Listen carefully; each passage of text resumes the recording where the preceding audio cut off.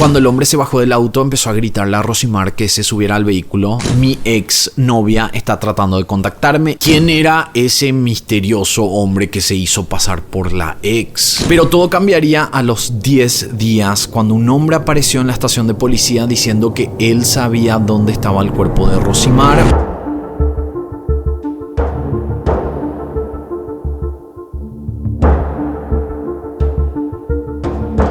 Ella es Rosimar Rodríguez Gómez de Puerto Rico y esta es su historia. El 17 de septiembre de 2020 ocurrió un secuestro en un lugar llamado Toa Baja, conocida popularmente como Ciudad Bajo las Aguas. Rosimar Rodríguez estaba en la casa de su prima, un lugar donde ella estaba viviendo en ese momento, y de repente un vehículo blanco se estacionó enfrente. Antes de la llegada de este vehículo, Rosimar parecía nerviosa, caminaba de un lado a otro mientras respondía mensajes de texto, miraba por la ventana constantemente como si estuviera esperando a alguien que no quería ver. Rosimar bajó las escaleras mientras su prima se quedó mirando desde el segundo piso. Rosimar se puso al lado del auto, la puerta del vehículo se abrió y un hombre de pelo corto, piel morena y estatura similar a Rosimar se bajó. La prima no sabía quién era este hombre y la expresión de Rosimar indicaba lo mismo, que tampoco sabía quién era este tipo que se bajó del vehículo. Y tenemos que tomar en cuenta que Rosimar era abiertamente bisexual, en ese momento no tenía ninguna pareja hombre, y también tenemos que decir que esta mujer, esta prima, no solo era pariente de Rosimar, sino que era una de sus mejores amigas. Sabía todo sobre su vida, sabía si ella tenía pareja, mujeres u hombres, y ella en ese momento había indicado que no reconoció a este hombre, que ella le conocía a todos los hombres de la vida de Rosimar, pero este era un extraño. Cuando el hombre se bajó del auto, empezó a gritarle a Rosimar que se subiera al vehículo. No parecía tener un arma, pero estaba gritando con tantas fuerzas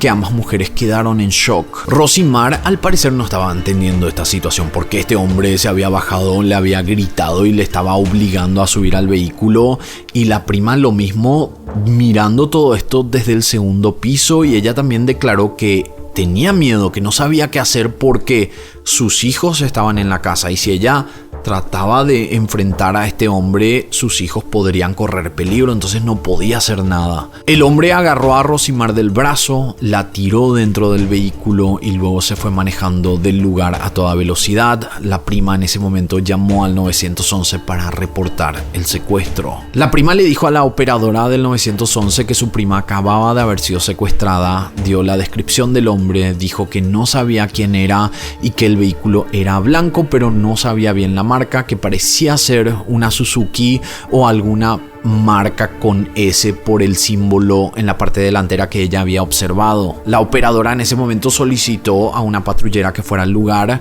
pero había pasado bastante tiempo y nadie se hacía presente. Mientras más minutos pasaban, más ventaja ganaba este secuestrador. Mientras tanto, la prima se comunicó con todos los familiares y amigos para contarles lo que había pasado, y varios de ellos ya se habían acercado a la casa, y en ese momento varios de estos familiares empezaron a llegar a la casa, inclusive mucho antes que cualquier patrullera. Se hicieron más llamadas para intentar acelerar la presencia de la policía en el lugar, y finalmente 45 minutos después de la primera comunicación con el 911, una patrullera llegó al barrio Sabana Seca donde quedaba la casa de la prima. Uno de los agentes le tomó declaración a la prima. Ella contó que Rosimar había llegado a su casa a eso de las 9:10 de la noche. Ella había llegado con otros dos primos porque iban a hacer una reunión para tomar y pasar la noche, pero todos empezaron a notar que Rosimar no paraba de ver su teléfono, de responder mensajes, que caminaba por toda la sala y miraba constantemente por la ventana. Entonces, cuando los primos vieron esta situación, le preguntaron a Rosimar qué es lo que estaba pasando, y ella mencionó: mi ex novia está tratando de contactarme y quiere venir a la reunión. Y la prima conocía a la ex.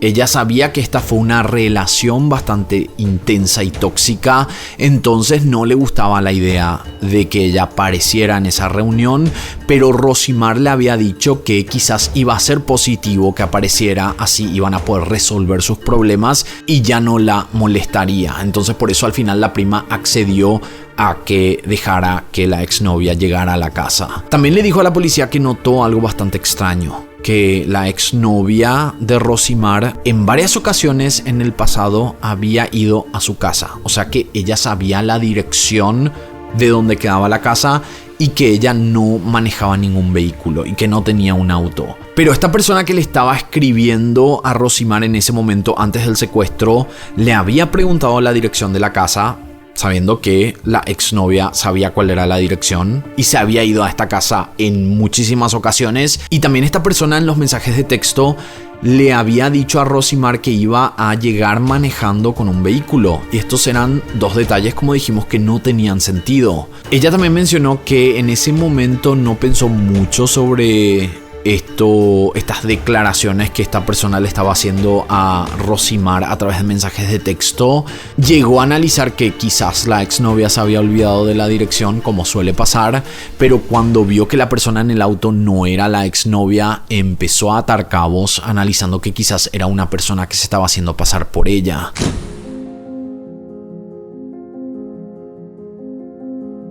Cuando la policía trató de contactarse con la exnovia, ella no estaba en el país, se había ido de vacaciones, lo que la alejaba de la escena. ¿Quién era ese misterioso hombre que se hizo pasar por la ex? Rosimar y Yoleni Soto habían salido por unos meses. Al poco tiempo de conocerse y enamorarse, empezaron a vivir juntas en una residencia del complejo Villa Esperanza. La prima de Rosimar mencionó que así como la relación se tornó seria rápidamente, la toxicidad apareció también al poco tiempo. Yolenis era muy celosa y en varias ocasiones ejerció violencia psicológica en contra de Rosimar. Además, según testigos, incluyendo la prima, ellos mencionaron que Yolenis también abusaba de la confianza de Rosimar, porque Yolenis tenía una hija que era de una relación anterior y cuando ella quería salir o tenía planes, obligaba prácticamente a Rosimar a cuidar a su hija como si fuera una niñera. Al comienzo Rosimar no tenía problemas, pero con el tiempo, cuando ella le decía que no podía porque estaba ocupada, Yolenis demandaba que lo hiciera. Rosimar Rodríguez apenas tenía 20 años y estaba estudiando artes culinarias y esta carrera le tomaba todo el tiempo. Entonces, la relación tóxica más pasar horas con la hija de su novia como si fuera su niñera, inclusive en momentos que ella no podía, la llevaron a un momento difícil de su vida y fue así que ella hizo un plan. Habló con su prima para que le hiciera un lugar en su casa, cortó la relación y se mudó. Esto daba indicios además a que quizás Yolenis sabía qué había pasado con Rosimar, era sospechosa del crimen,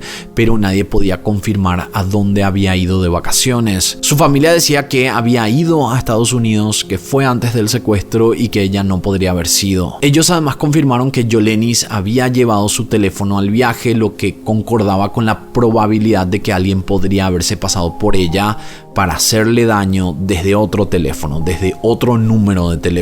Y este dato no se podía confirmar porque no se sabía dónde estaba el teléfono. En ese momento no se sabía dónde estaba Rosimar, entonces por ende analizaban que ella había sido secuestrada con su teléfono. Lo otro que había que tomar en cuenta fue que podría ser un caso de secuestro por trata de persona. Una de las hipótesis iniciales era que probablemente esta persona o estas personas, porque los grupos de trata de personas suelen trabajar en grupo, aprendieron la vida de Rosimar, supieron que la ex había viajado, aprendieron sus movimientos, la siguieron por semanas, luego se contactaron con ella desde otro número diciendo que era Yolenis y se acercaron a la dirección para concretar el secuestro. Otro detalle que la prima mencionó en su declaración tenía que ver con que Rosimar en varias ocasiones trató de llamar a este número que decía que era la ex, pero este número o esta persona no atendía el teléfono y esto acrecentaba la hipótesis que podría ser un hombre que se hizo pasar por la exnovia. Parecía todo bien planeado y preparado,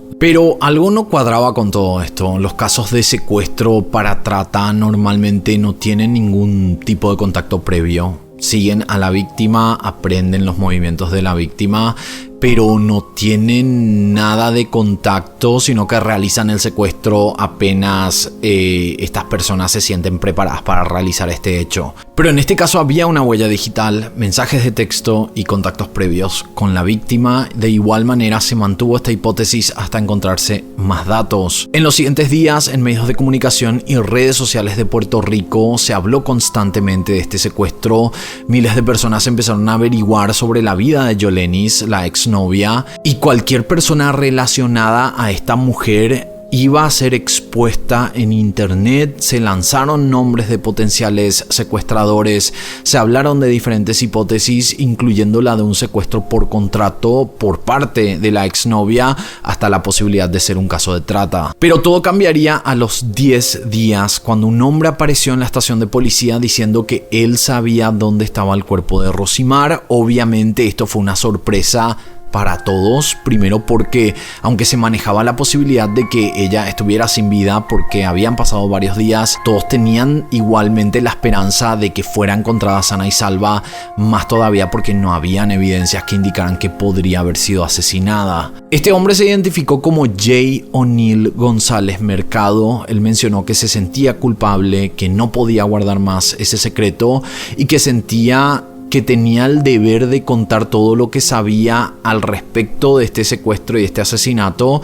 Y según su historia, él era el novio de Yolenis, la exnovia de Rosimar. Mencionó que días atrás había encontrado el teléfono de su novia en una cancha de básquet y decidió revisarlo. Ahí se encontró con un video íntimo de Yolenis con Rosimar y esto lo puso furioso. Entonces dijo que quería asustar a Rosimar para que se alejara de la novia, y fue así que habló con un amigo suyo de nombre Jadiel Cabranes Mojica para ayudarlo a realizar este plan. Según su declaración, él jamás le dijo que la asesinara, sino que solo quería asustarla lo suficiente como para que no intentara acercarse más a Yolenis. El plan era enfrentarla, que su amigo Jadiel le mostrara un arma que él le había entregado a este amigo un poco antes, amenazarla y dejarla libre. Ese supuestamente era el plan. Pero que en medio de esto, en medio del secuestro, supuestamente Jadiel decidió llevar las cosas al extremo y que según él no pudo controlarse. Jay aseguró que Jadiel se bajó del vehículo, empezó a gritarle a Rosimar que fue el momento cuando se había realizado el secuestro, la empujó dentro del vehículo,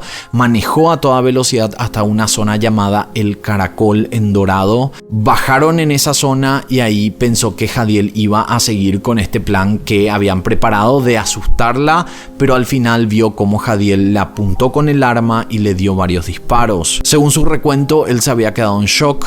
Sabía que aunque él no hubiera cometido el crimen, era responsable de cierta manera, pero dijo una y otra vez que su intención no era asesinarla. Luego de esto confirmó que tomó un vuelo con Yolenis a Estados Unidos horas después del asesinato y que a los 10 días no pudo contener la culpa. Habló con un abogado y decidió volver a Puerto Rico para enfrentarse a la justicia. Jay fue arrestado por haber sido parte del hecho mientras se corroboraba su declaración. La policía fue al lugar donde había mencionado que habían dejado el cuerpo y efectivamente ahí, en un avanzado estado de descomposición, estaban los restos de Rosimar Rodríguez.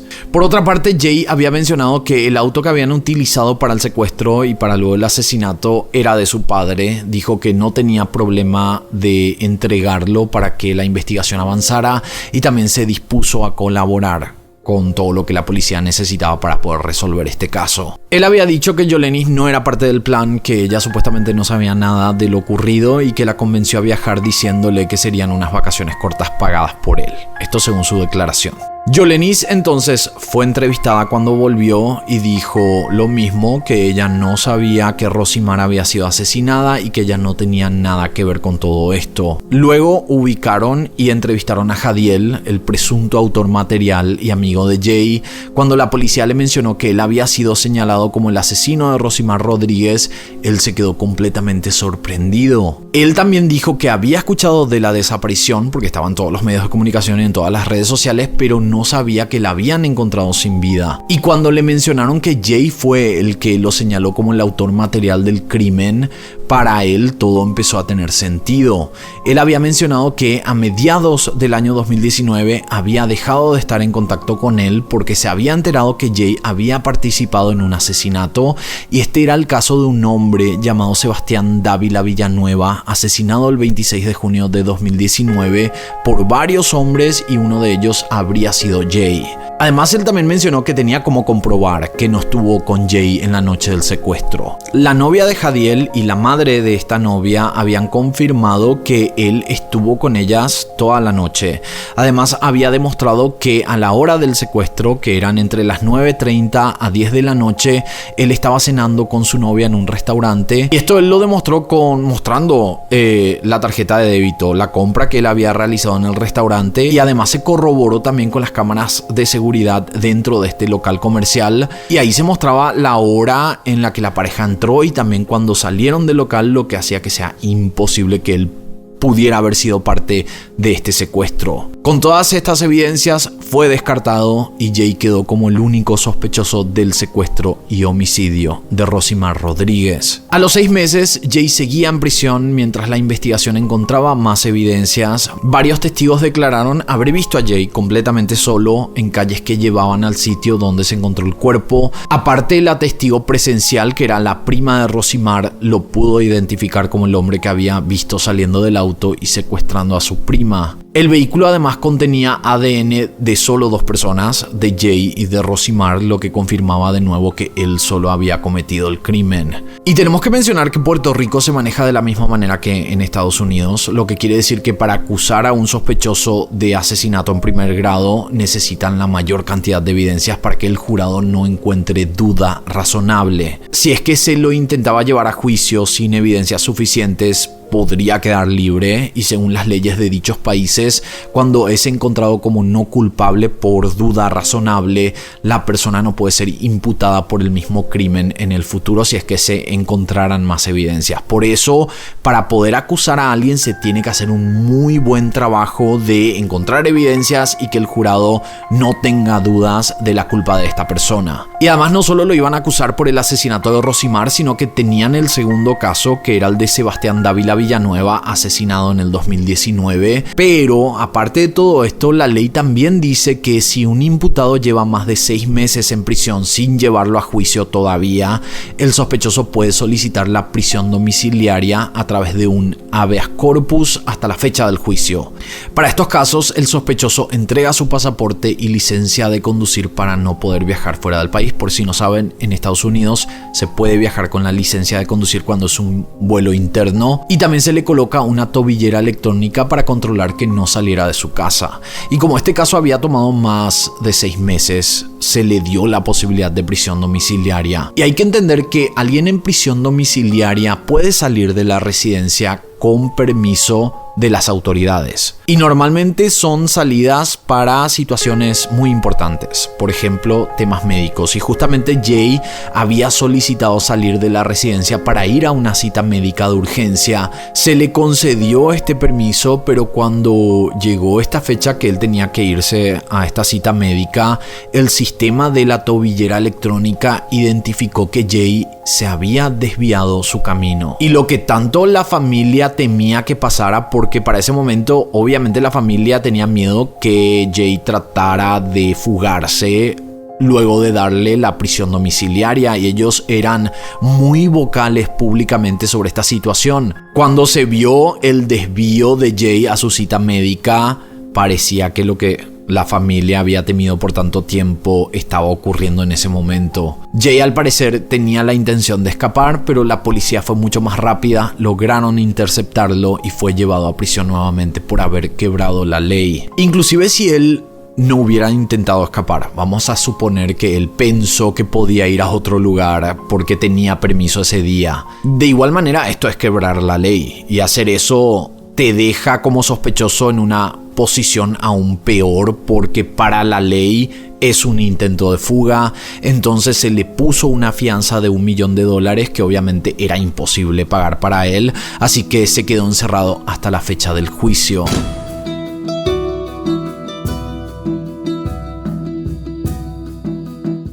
El 6 de octubre de 2021, Jay O'Neill González Mercado fue declarado culpable por asesinato en primer grado, premeditación del hecho, secuestro, tenencia ilegal de armas y por falso testimonio. Fue condenado a 129 años de prisión, más el pago de $1.500 de multa. Pero hablemos de la novia. De la novia de Jay y la ex novia de Rosimar. La justicia no pudo encontrar evidencias de haber sido parte del plan, y aunque hasta la fecha ella no ha sido imputada en el caso de Rosimar Rodríguez, a mí por lo menos me cuesta creer que ella no supo lo que había pasado. Vamos a suponer que ella no fue parte del plan, porque no hay evidencias que demostraran eso. Pero no saber nada, completamente nada de lo que había pasado, me parece poco probable. Y vamos a partir desde el teléfono. Ella no leyó los mensajes que el novio le había mandado desde su propio teléfono. Nunca se cuestionó que luego de que Jay hubiera encontrado el video privado, justo Rosimar desaparece. Después está el viaje de Estados Unidos, que es uno de esos detalles confusos porque no hay confirmación de que ella hubiera viajado con el novio. El novio dijo en su declaración algo como que se fue a Estados Unidos y al parecer ella también estaba ahí. Y el novio después vuelve a los 10 días para hacer su confesión. Entonces, la pregunta es, ¿estaban ellos dos juntos en Estados Unidos? Y si ellos estaban juntos, me parece muy extraño que ella no hubiera captado ciertos comportamientos de Jay en ese momento, sabiendo que él había secuestrado y asesinado a la exnovia. Hasta la fecha, Yoleni Soto no ha sido imputada por ningún crimen y al parecer la investigación ya se cerró, lo que quiere decir que no se cree que algún día podría enfrentarse a la ley, al menos que alguna evidencia clara saliera a la luz o Jay decidiera declarar en su contra. La familia de Rosimar cree que ella sabe más de lo que dice y también cree que quizás más personas habrían estado involucradas. Y este crimen es uno de los peores que vi hasta la fecha, no solo porque la motivación es bastante dudosa, porque según la fiscalía serían los celos, pero la verdad era que Rosimar no tenía nada que ver con todo esto.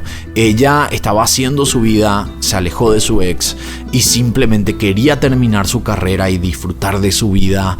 Ese video íntimo que se menciona en esta historia que supuestamente Jay encontró y por eso se puso celoso, era un video antiguo de cuando Rosimar tuvo una relación con Yolenis, pero era de tiempo atrás, lo que quiere decir que este asesinato estaba sin justificación o no había un razonamiento. Obviamente nada justifica un asesinato, un homicidio, pero saben que en otros casos los asesinos tienen ciertas motivaciones y aquí no existía completamente nada, lo que hace que todo sea inclusive mucho más triste. Por celos sin sentido, una persona inocente tuvo que pagar.